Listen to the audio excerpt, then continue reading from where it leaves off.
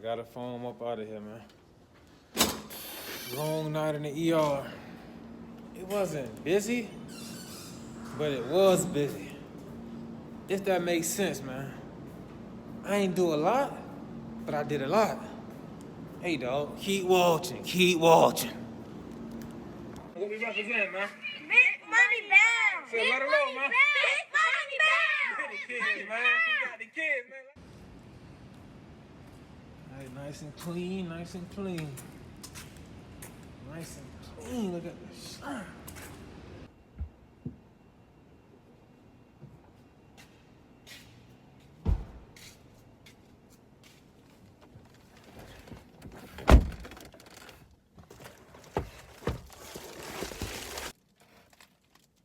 Oh, man. But you wasn't with me shooting in the gym. Oh, man, hold on.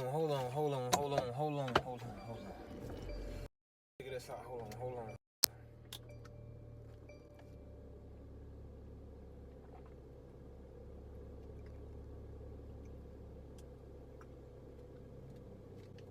Oh! Yeah, that was mandatory. I needed that. That all.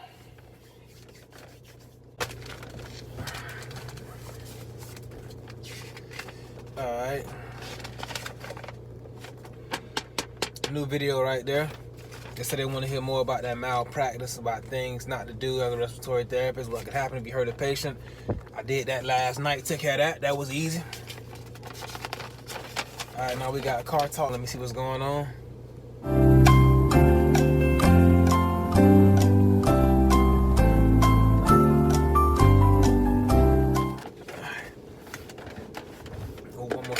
One more sip. Oh! Big Money Bound TV, RRT POSSE, YouTube. If you're new to the channel, please like, subscribe, and turn on post notifications. I release scheduled videos every Monday, 12 o'clock a.m. Eastern Time, but I also release some unscheduled videos throughout the week. Now, if you're returning, hey, welcome back. I appreciate all of the support. Thank you. Last night, they had me down in the ER. I come into work. I see them covering ER. I'm like, all right, now this is like my third day in a row that I done been covering ER. But you know what? I ain't tripping, man. Sometimes ER can be very busy. Sometimes it can be very slow. So it is what it is. I called down to ER therapist from day shift. I'm letting them know, like, hey, I'm here. You want me to come down or you gonna come up? They're like, all right, don't worry about coming down because there's nothing pending. I'll be up there in like 3 or 4 minutes. All right, cool. 5 minutes go by. 10 minutes go by. They told me not to come down. Everything was good. Hey, cuz, I follow directions. Don't come down. Then my supervisor that came and got me was like, hey, man, Randy, they need you down in the ER. They said, go to bed 27B. Okay, go to bed 27B for it. What's going on? They just said, come quick. I said, all right, I'm coming quick. I get down there. Patient intubated. The doctor at the head of the bed holding a tube and bagging. Oh, there you are. I'm like, whoa, bro, I just got here. I don't know nothing about nothing, dog. I don't know what you're doing. So I go to grab a vent. Due to the whole COVID-19 pandemic, we've been using like a lot of different backup vents just for like to help us in like our need for more vents. So we just got what was available. It's this Avanta vent, and it's like a purple machine. It's like a purplish bluish vent in gray. And like, I'm not familiar with it, but can I use it? Yeah, I can use it. I'm not familiar with how to set it up, but can I set it up? Yeah, I can do that. I go and grab a vent. That's the only vent we got available. I'm like, damn, this is the ER. Like, I don't really want to mess with this. But that's the only vent I have. And to like, before you can like start it, set it up, You got to do like a leak test that's like 90 seconds long. This shouldn't even be in the ER, man. This shouldn't even be an ER event. I'm like, damn, man. But I got to go ahead and get a patient some kind of mechanical ventilation, even though the patient is still being bagged by the doctor. So I grab the vent. I come around the corner. As soon as I come around the corner, I see the day shift therapist bringing a servo eye ventilator, which I know everything about, the ins and outs of it. How does everything about it? I feel more comfortable with that vent than I am with the one I'm finna go use now. I'm like, oh man. When I say I was so relieved and I was so happy when I seen her with that vent, bro.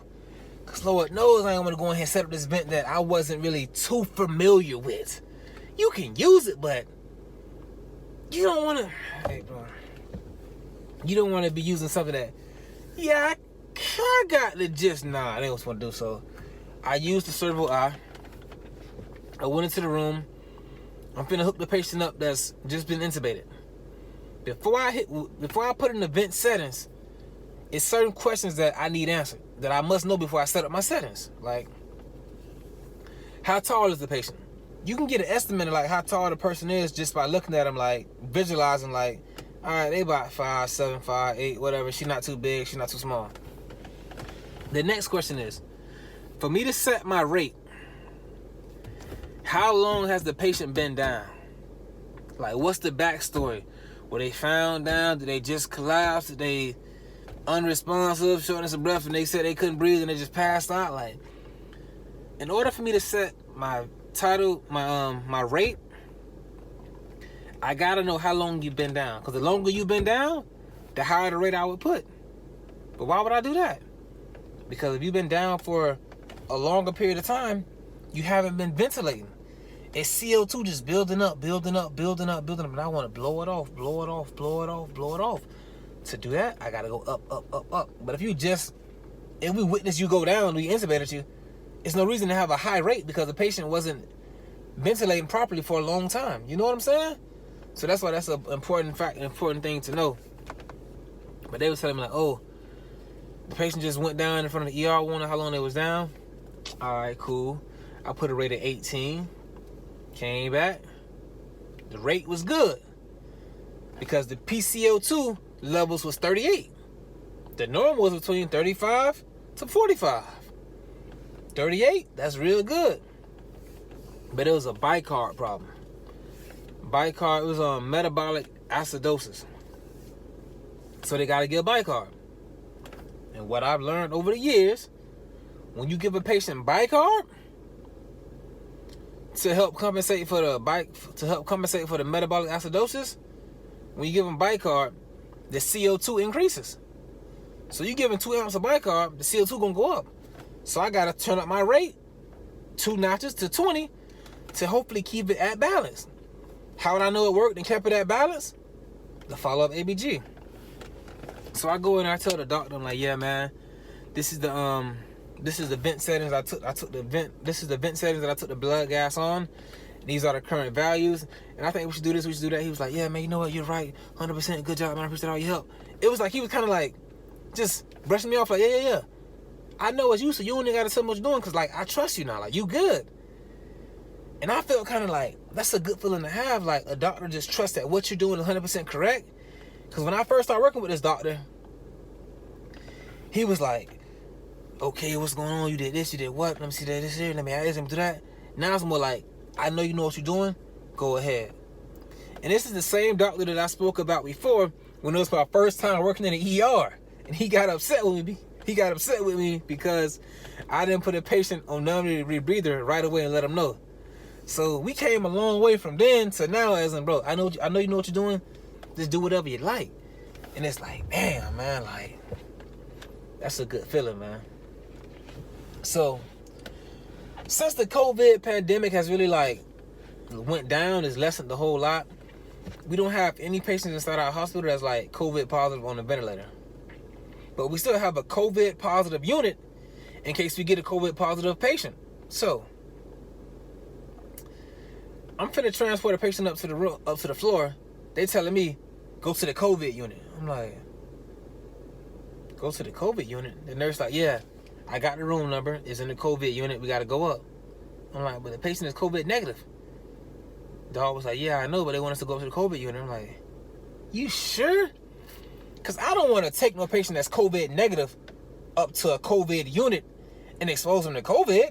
But I'm not knowing that there's no one up there. I just came from 2 days off from my full-time job. I don't know there's nobody up there. You feel me? Like, I don't know.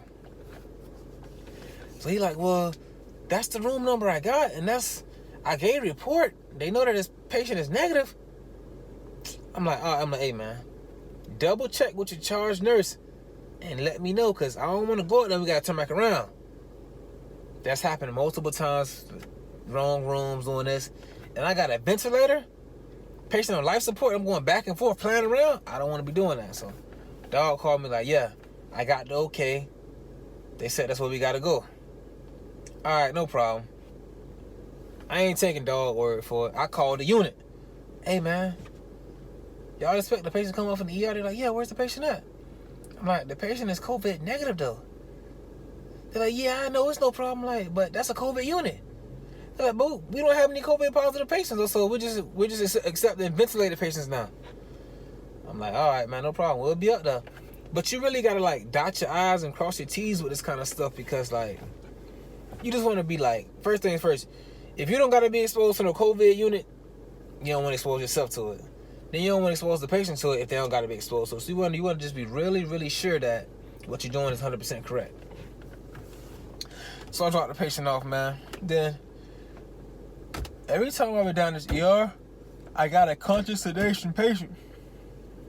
Got another call. Hey, man, we need you in bed, yada, yada, to come do a conscious sedation.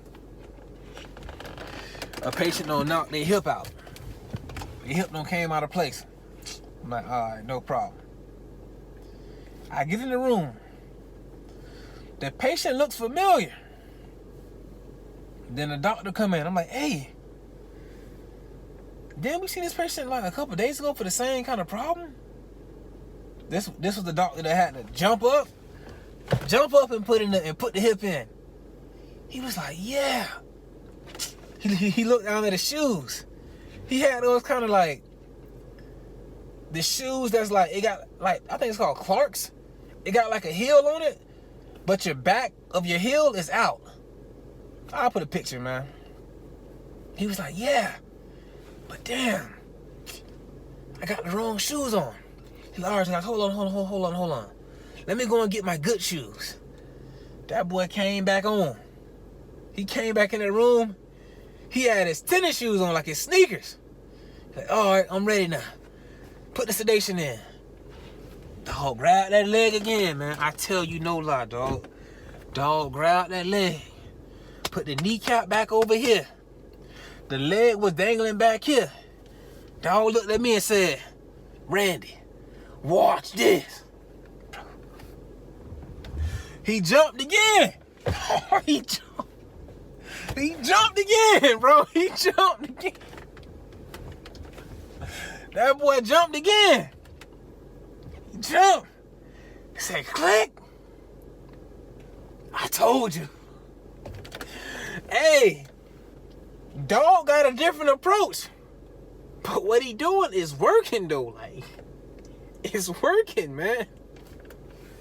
So he put the hip back in, got an x-ray. Everything was good.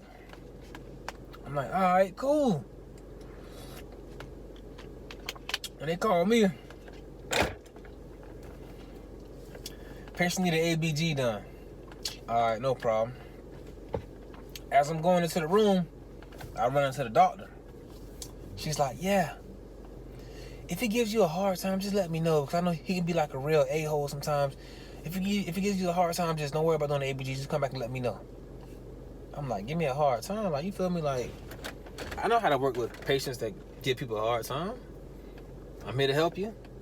Get the hell out. I get the hell out. There ain't really nothing to worry about with me. But that's some dogs, so she's trying to like look out for me. I'm like, all right, cool. I go in the room. Patient like, bro, like knocked out, like snoring, ain't responding to nothing. I'm like, hey, I'm trying to wake the person up, because I want to wake the patient up before I do a blood gas. I don't want to stick nobody with a needle and they just asleep and they finna feel all kind of pain. So I'm trying to wake you up now. But sometimes it can be so much CO2 on a patient's brain, just within their bloodstream, that they almost in like a state of what's the word, man? Like very lethargic. Like, so they still alive, but it's like it's that kind of thing. Like, they not really with it. So I gotta get this blood gas to see what's really going on with this patient. But I'm afraid that dog gonna feel that needle like jump. So I gotta hold his hand down with this hand, and I gotta stick with this hand. Like, Randy, how you know that you're in the right spot? Because I feel first. I feel. Okay, it's right there. For example, all right. Let me see if y'all can see it. Okay, it's right here.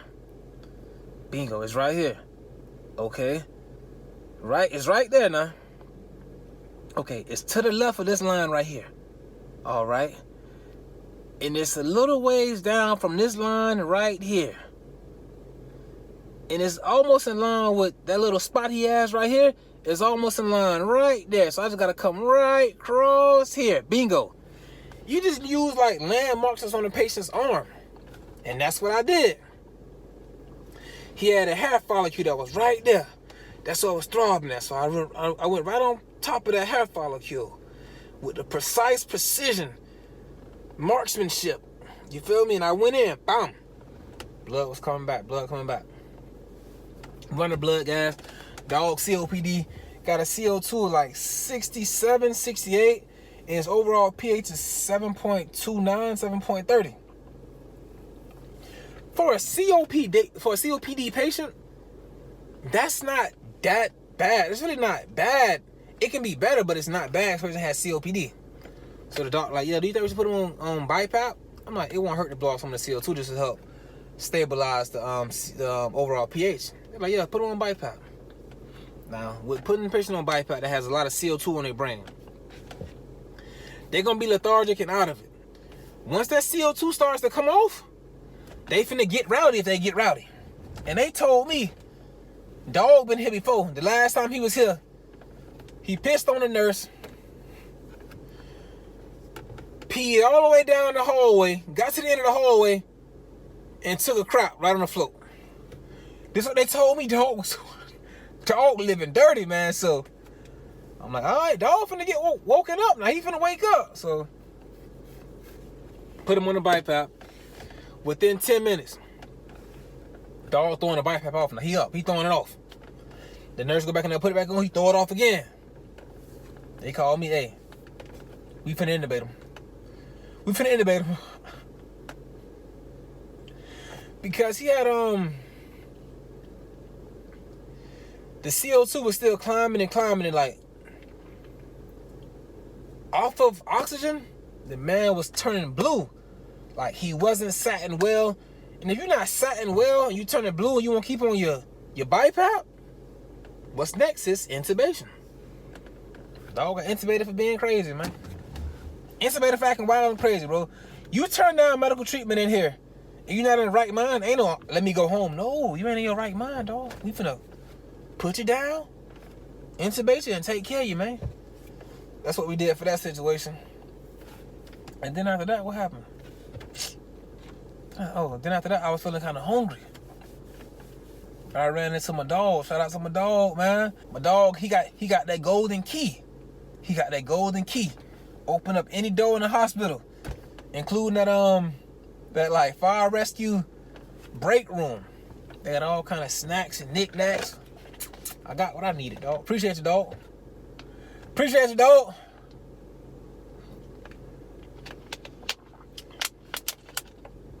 And the Miami Heat. How about the Miami Heat, dog? How about the Miami Heat? Y'all don't like that, do you? How about the Miami Heat, man? The Miami Heat won last night. So they forcing a game 6. They gonna win game 6. They gonna force a game 7. When they win game 7, I want y'all to come back to this video and just drop them flame emojis. Just drop that heat emoji. You feel me? Drop that heat. Drop that heat emoji.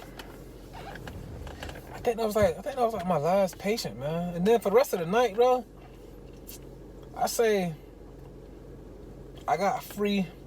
I stopped doing I got downtime at like 4 o'clock in the morning.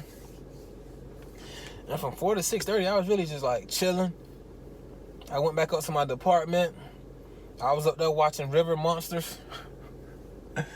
The people in my department was picking them. It's like, what are you watching? Why you want to watch this? Let us turn. Like, it's a whole bunch of women like, no, don't turn, man, because I want to see what the hell is that river monster, man. They showing reenactments of like a monster in the water grabbing people, taking them up on the water, killing them. I want to know what the hell is this that's doing this, man. It wasn't nothing but a big behind catfish, dog. Catfish can't pull a human up on the water, man. They capping.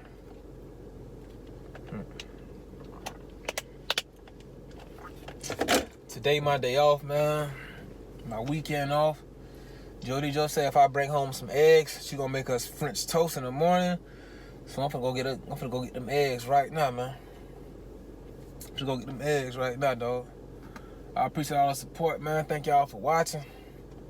They say dog peed up, pissed all the way down the hallway. Pissed, just like psst, butt naked doing it. Got to the end of the hallway, stopped peeing, and took a crap right there. I'm like, why y'all ain't tackle this dude, man? Dog, like, I want to hear they just told me what happened. Man, dog would have been tackled and sedated right then and there, man. That boy would have been on all kind of restraints. Patient combative. Straight up, man. Let me put my seatbelt on before I take off. People saying I gotta, because people dropping down in the comments, Randy, put your seatbelt on before you drive off. All right, no problem. I appreciate y'all for wanting to make sure I'm safe and I'm all right. So I appreciate that. But hey, man, y'all be easy, dog. Y'all be easy.